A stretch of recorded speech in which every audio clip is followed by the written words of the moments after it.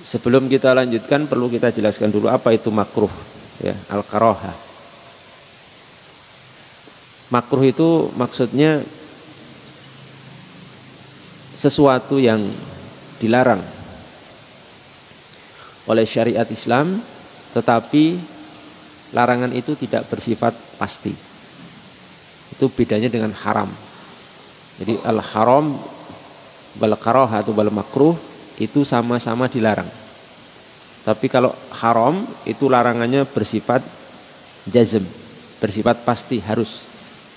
Sedangkan kalau makruh itu larangannya bersifat ghairu jazm, tidak pasti, tidak harus. Artinya kalau haram itu harus ditinggalkan, kalau makruh itu tidak harus ditinggalkan. Itu termasuk dari bab al-ahkam at-taklifiyah. Kalau dalam pelajaran ilmu usul fikih, al-ahkam at-taklifiyah, hukum-hukum taklifi.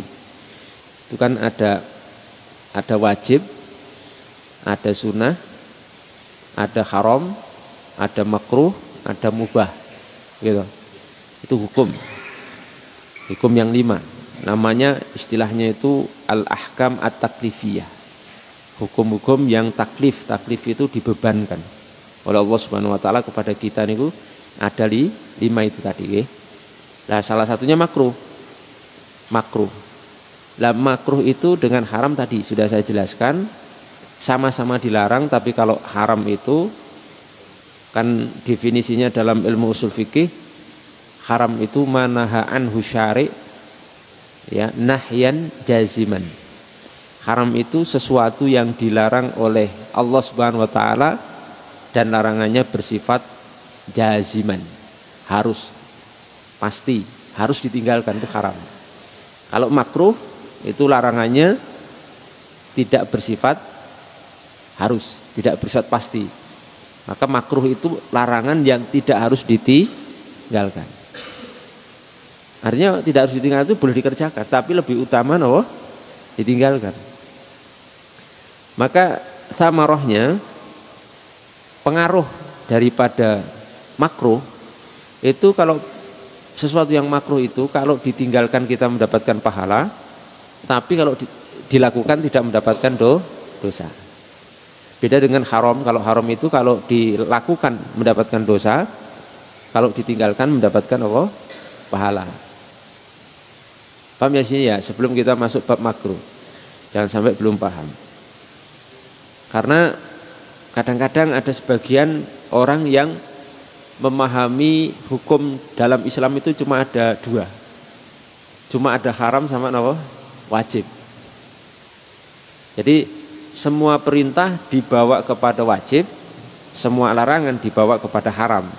Jadi kadang sampai ada yang memahami di realitanya itu hukum itu cuma ada 2, antara haram sama wajib. Kalau ada perintah itu dia dipahami wajib, padahal perintah itu belum tentu wajib. Ada yang wajib, ada yang sunnah.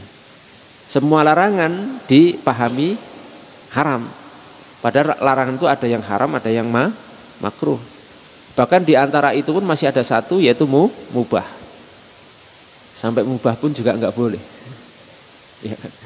Sampai hal-hal mubah pun kadang diperlakukan seperti perkara haram. Contoh ya, dulu ada seorang gitu saja, itu menyampaikan ke saya, katanya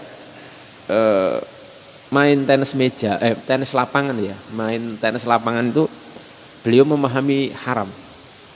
Loh, kenapa kok, saya tanya, kok haram? Tenis lapangan kan olahraga, bagus saja, sama dengan tenis meja ya, main badminton dan sebagainya kan sama.